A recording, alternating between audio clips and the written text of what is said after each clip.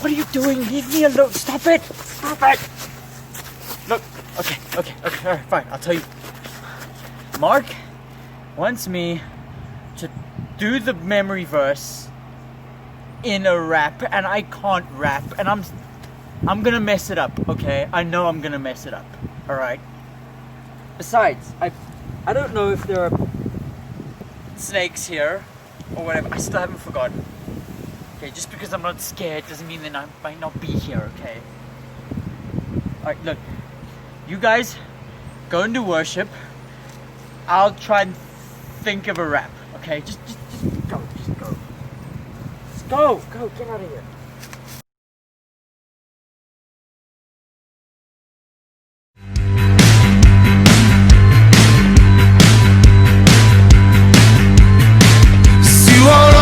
Keep my lamp burning. You have turned my darkness to light. Set my feet high on this mountain and put my enemies to flight. So I will praise you as long as I live.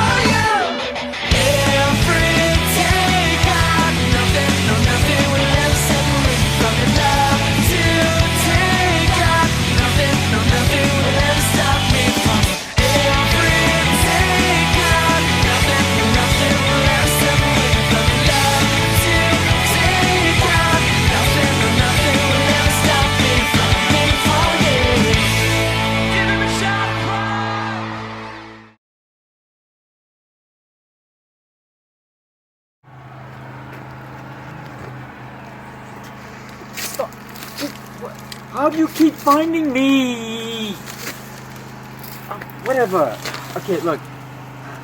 I haven't got it yet. Okay, I haven't got it yet. But Pastor John has a really awesome message that he's going to share with you. I know, right? Like, even adults get scared. I get that.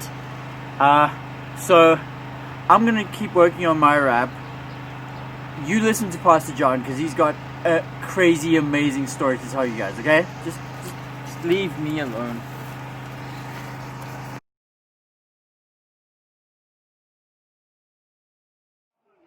Hello, boys and girls. It's really nice to be able to talk to you. I'm going to tell you a story about one time where I had to be really, really brave. It's happened to me quite a few times in my life, and of course it's always scary. That's why you have to be brave. This story happened when I was in Mozambique. I was helping some people during a very big flood there, and I had to go to this place on an aeroplane. It was one of those small aeroplanes. Now, I don't have to be brave on a small aeroplane because they don't make me scared. But the pilot left me in this little place in the bush, and there weren't lots of people there. And he said to me, look, the weather's really bad. I may not be able to come back and fetch you. And I was really scared. I thought, what happens if the weather's bad and he can't come back? What's going to happen to me? And as I thought about that and as I got afraid, I suddenly realized, you know what? It's not going to be that bad. If I'm here, I know that there are other people here. And I know that God is with me. And that if I need to stay here, somebody will let me stay in their home, I'm sure. And I can remember God just saying to me, you don't need an aeroplane to be safe. You just need me. And straight away, it was just so wonderful to just know in my heart that I was going to be okay. It was hard, but I knew. Here's what's exciting. The weather was very bad, and all the aeroplanes stopped coming, and lots of people were stuck there. But then I heard this aeroplane coming, and you know what? The pilot had come back for me. Even though the weather was bad, he was brave. He was also brave, and he flew in that weather and he came to fetch me. I'm so glad that in that moment I was able to be brave because I knew that God was with me.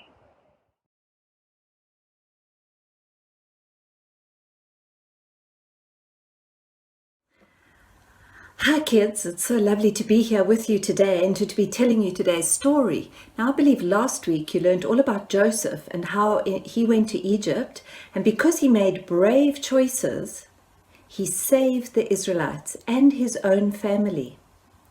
So if we pick up from last week, Joseph is now living in Egypt with his family and all the other Israelites who have come there. And what happened was that as they grew and the years went by, their families got bigger and bigger and bigger.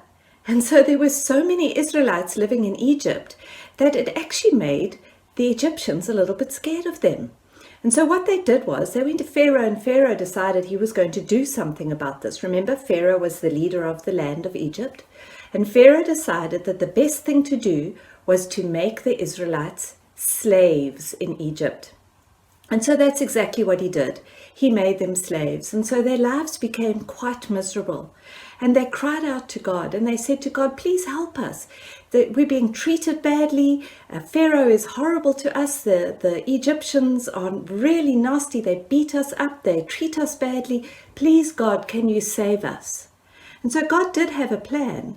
But his plan involved a man called Moses. Now, Moses was an interesting person. He had actually grown up in the palace with Pharaoh, in the palace. And if you want to know how that happened, you need to go back and ask your mom and dad to read you the story about Moses in the bulrushes, okay?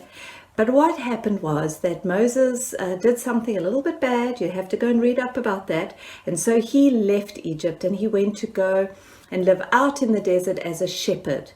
And so all he did all day was to watch his sheep and just to be quiet there in the desert. One day, he was in the desert as normal, and there was a tree nearby, a bush. And the next thing, he heard this rustling in the tree, and he looked to see what was going on, and the bush had caught on fire.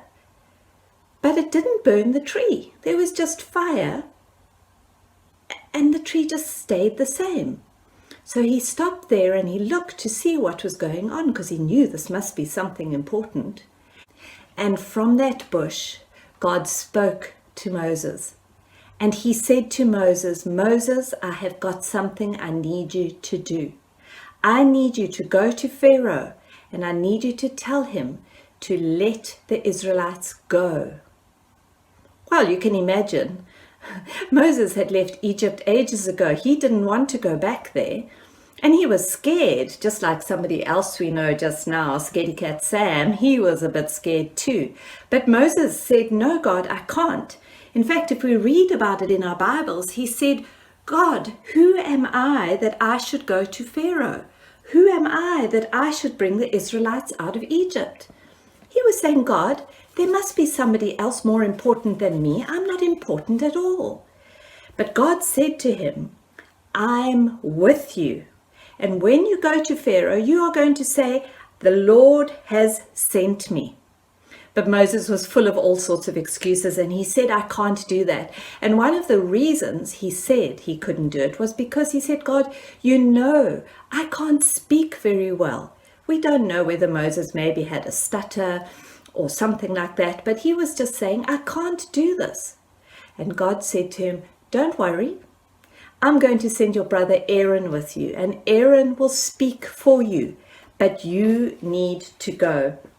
But Moses was still too scared, and God said, I need you to go. So he listened to God, and he went off, and Aaron met him in the desert, and they went to Egypt. And they went to Pharaoh, and they said to Pharaoh, Pharaoh, we have come from God, and we have a message from God, and the message is this: let my people go. Well, of course, Pharaoh laughed at them, and he said, no. So then they said to him, if you don't let us go, bad things are going to happen. But Pharaoh wasn't interested. He kept saying no. So God turned the river Nile, the most important river in Egypt, God turned it into blood. And it was terrible. So now they went back to Pharaoh, Aaron and Moses, and they said to him, let my people go. And what do you think Pharaoh said? No, I will not. Now you're going to have to start joining in with me here, because this is going to go on for quite a while. So when he said no, God sent frogs. Now I happen to like frogs, but not everybody does like frogs. So there were frogs all over Egypt, and the people were scared. And so they went back to Pharaoh, and what did they say? Let my people go. And what did Pharaoh say? No. So then God turned all the dust in Egypt into gnats. Now gnats are tiny little things. Some of us call them muggies, little things. And they were getting up people's noses and in their eyes, and they were in their ears, and they were hating this. So they called out to Pharaoh, Pharaoh, help us. And so Aaron and Moses went back, and what did they say? Let my people go. And what did Pharaoh say? No. So then there were flies. And you know, in the middle of summer, when the flies are sitting on meat and on fruit and on the rubbish bins, it's awful. But you must imagine it was more than that. It was hundreds and thousands and millions of flies. And so Aaron and Moses went back, and now you know, what did they say? Let my people go. And what does Pharaoh say? No. So now the cattle started dying. All the cattle in Egypt just fell over and died. And Aaron and Moses went back, and they said, that's right, let my people go. And Pharaoh said, no. So the people and Pharaoh started getting sores all over their bodies. Not just little scabs, sores that were bloody and oozy and revolting. And the people were not happy. So Aaron and Moses went back. And what did they say? Now you know. Let my people go. And what did Pharaoh say? That's right. No. So then God sent hail. Big hail that fell on the land and crushed all their crops and killed whatever cattle was left, and whatever other things were out there were killed. And once again, Aaron and Moses went and they said, let my people go. And Pharaoh said, no.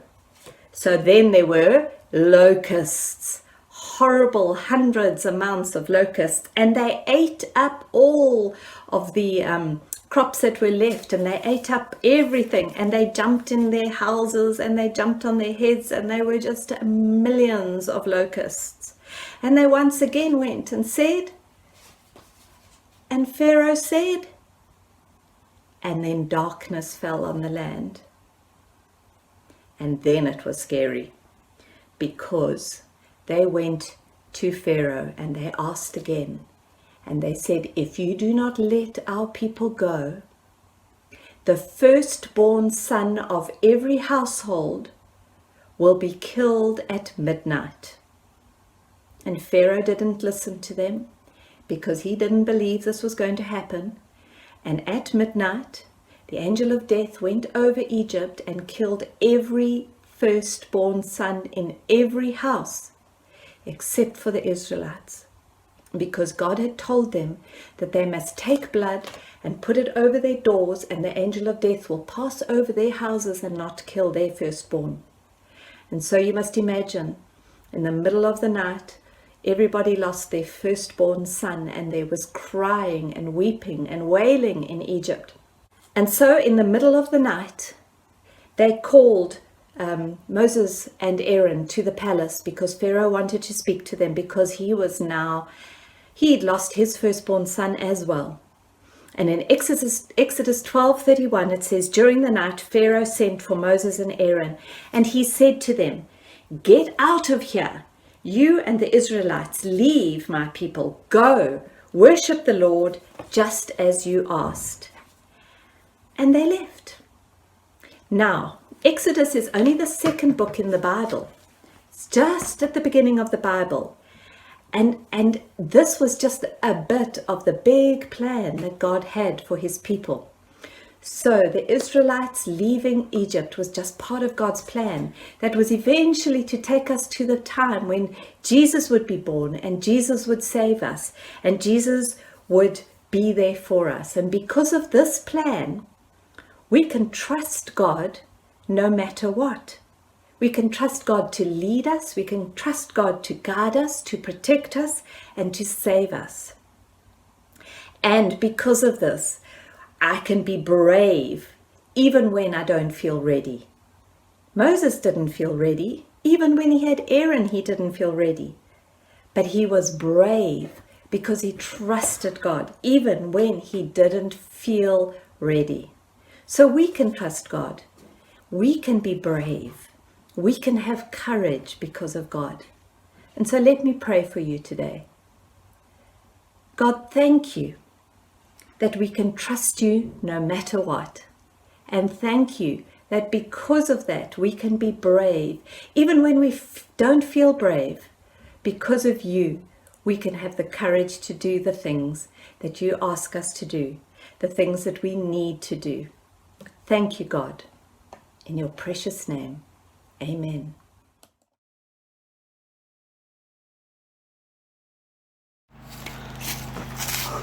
Okay, I don't have a rap, but let's just go through the verse anyway, okay? It's Psalm 56:3, and it says, but when I am afraid, I will put my trust in him. That's pretty easy to remember, right? You say it. Psalm 56:3, but when I am afraid, I will put my trust in him. Oh man, see, that means that we don't have to be afraid. And when we are afraid, all we have to do is just trust in God. Ow, my finger. Ow, you stupid branch. Anyway, I hope you guys have an awesome week. I'm still gonna be on the island. Things aren't as bad as they were last week, because now I'm sort of getting hold of what it means to not be afraid anymore. So anyway, I'll see you guys next week.